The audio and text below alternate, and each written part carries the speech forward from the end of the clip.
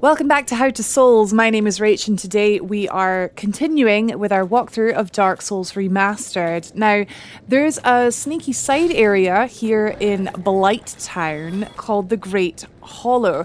Now, if you're watching this in the year of our Lord 2026, you might be a wee bit confused. Now, this is just something I'm going to admit I just completely forgot about when I was making this walkthrough. And then I'm like a super creatively sort of itchy person. So I was like, I moved on to other things and I just completely forgot about it.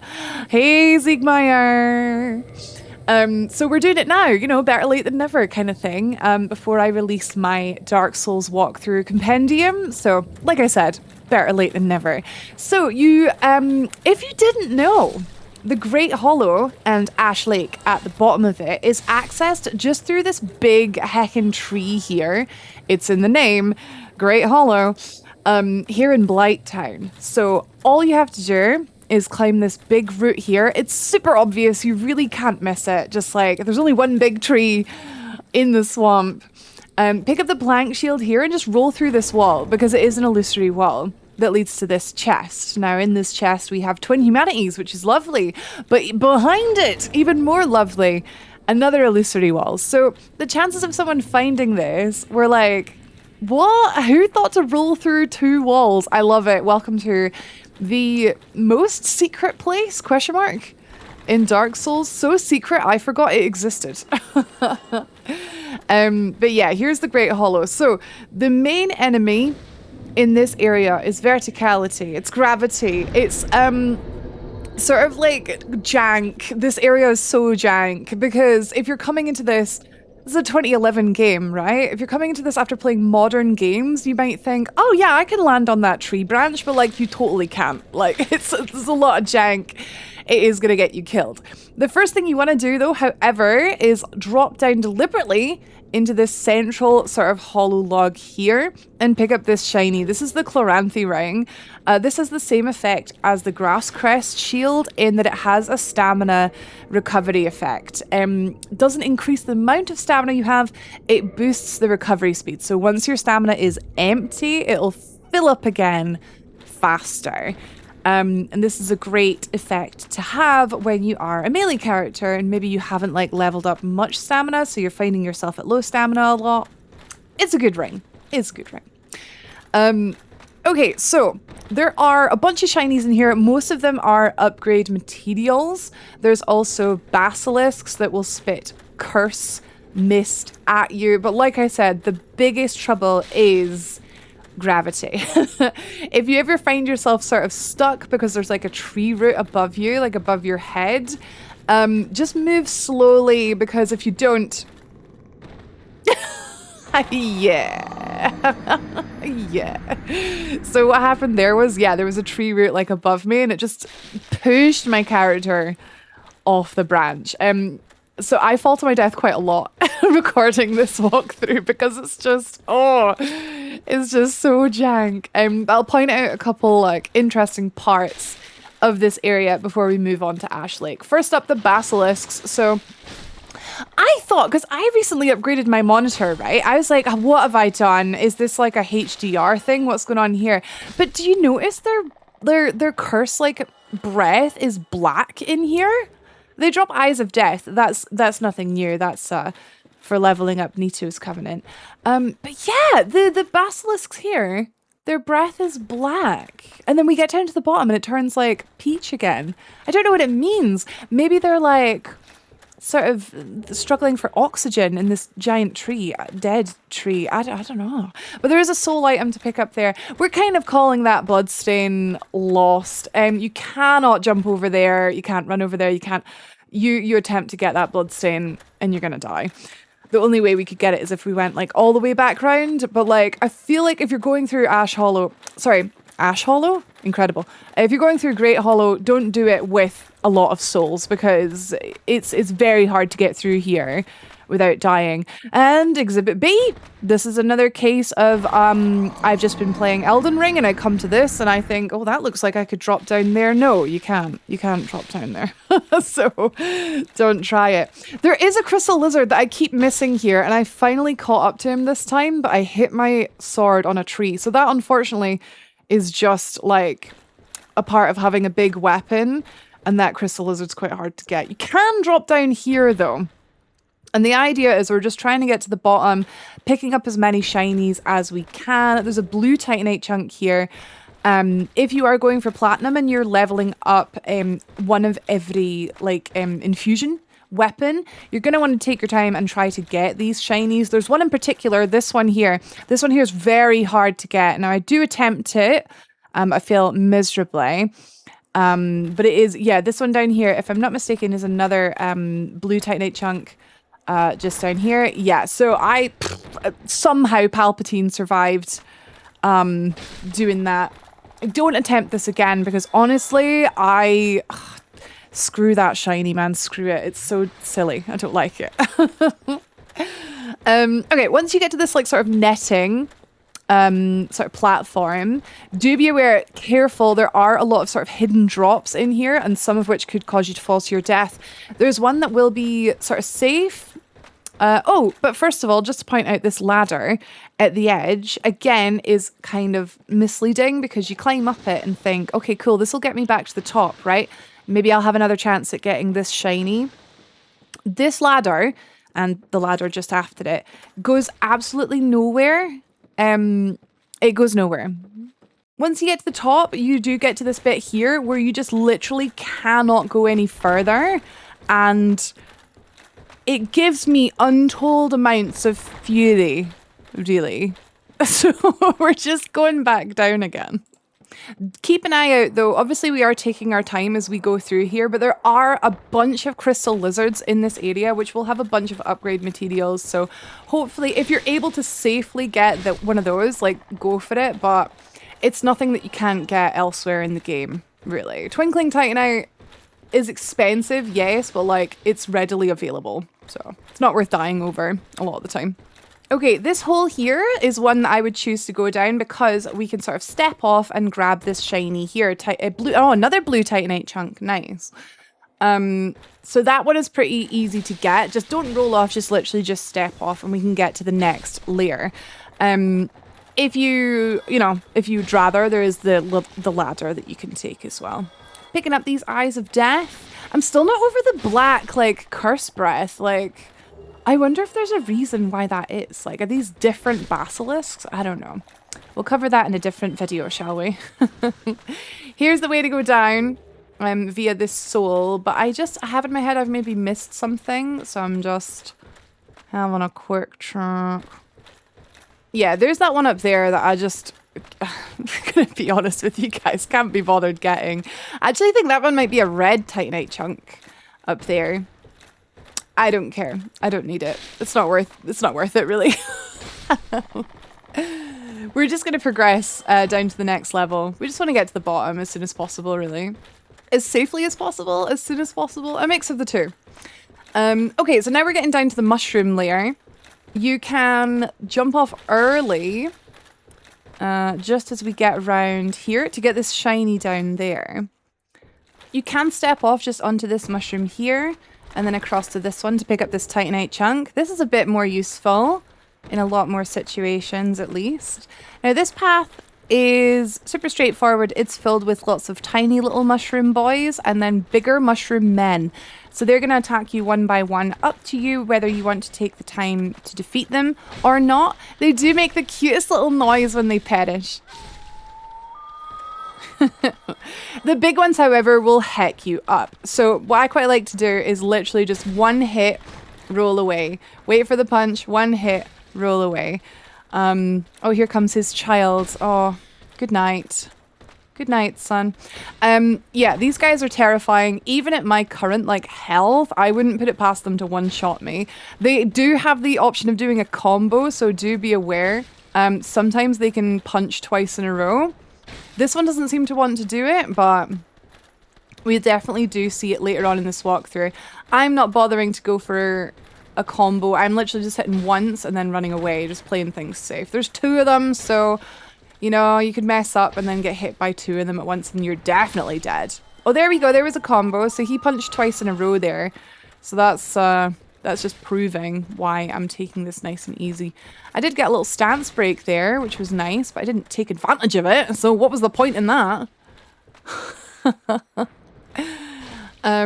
But yeah, you don't need to kill these guys. They don't even give you that many souls. And also, their parents. How could you do this? Yeah, 1,000 souls. God, there's another one. I'm just going to skip this guy because it takes so bloody long to kill them. And I'm busy and you're busy. And let's just get going. They do have this really fun little ragdoll effect, though. It's like they're made of marshmallow. Now that we're at the bottom, we can head through this opening here. You can't really miss it. And there's a fog wall at the end. Now we are in Ash Lake, and somehow this all makes sense that we went down a tree and suddenly we are underwater. It's magic, I guess. Careful with your footing here, and make sure you don't like fall off the side of the log. Hug a right immediately after the broken log to get to our bonfire. Oh, there's a Hydra. Hi, pal. Hydra. But yeah, actually, I love this area in terms of, like, design, but it is so empty. I can't help but wonder if they had bigger plans for this area that just, like, they ran out of time, perhaps. But there's a couple things here that are noteworthy. Unfortunately, they're just so far apart from each other, and it takes so long to cover all this ground. So I'm going to do a lot of cutting because, like I said, we're busy people. First up is the Hydra. So we fought one of these before, but this one has so much more HP than the one that we fought in the Darkroot Basin. So it does take a lot longer to get him down. The tactics are exactly the same. When you are far away from him, he will spit water at you. And when you are close to him, watch out, running over the dunes, by the way. And when you're close to him, he's going to go in for the bite, and then you're going to take advantage of the bite and cut off some heads. So let's try that again. So what I was trying to do is I was going to try and show you an Easter egg in this area. If you're at all interested, I mean, it's not a big deal, but like I think it's cool because I'm a nerd. But if you run across the other side of this dune via the hollow log here, and not just over the rim and into the sea. Oh, there's a dragon scale here, which is great. I'm planning on trying out some dragon weapons on this character, so it's what inspired me to finally come here, and I thought we could cover it for the walkthrough. But yeah, if you run sort of like all the way over here to the other side, the Hydra is like, whoa, wait, my neck's long, but it's not that long, can't reach you from here. And he's just gonna duck behind the dune, so I can't spit water at him. How am I gonna do this? So what he does is, he just decides to go on holiday. Comes to see you. Wow! I freaking love this. It's so jank. Look how jank it is. Like, it's this flying... I love the design of the Hydra. I love how it's just one big giant clam. And just how silly it looks with, like, no animation flying overhead. I just think that's so fun, and I hope you agreed. Right, so we're gonna fight this thing painfully slowly. Up, shield up, blocking it. My god, I still get hit through it. Jeez. And then getting a couple hits in on the heads. Oh god, I've got a flipping clam on me as well. This is because of it. Oh, for God's sake, man. Right, the Hydra's killed the clam at least. That's something. That's something at least. So yeah, I still feel like I'm rubbish at fighting these things. I just think I've got my shield up and they still... There's always one head that manages to hit you like over the shield. But if you two-hand your weapon and go for like a big like hit, I think each of these heads is going to take like 4 hits to get down. You probably don't need to kill every head, just enough to like... you know, kill the body. I believe we finished this fight with 1 head left alive, which is great because it's so hard to get the last one sometimes. Oh, I went a little bit far away there. Yeah, so just chip away, getting each head one by one. The reward for killing this is a dragon scale, so if you don't care about that, then maybe you don't care about taking the time to do this, but there we go, another head. I've got power within, so I can always activate that to make this go a little bit faster, but it is going to tick my health away, so I need to be aware of that. But just, yeah, this thing just has so much health. Ain't nobody got time for that. Right, okay, so last head. Actually, there's like 2 heads still alive. Yeah, so I managed to do enough damage to it, but not exactly enough head severance. Oh, it's 2 dragon scales and 10,000 souls. So, Ken, what actually? That's not bad. Dragon weapons, right? Dragon tail weapons that you level up with dragon scales are bloody good. They famously don't have scaling.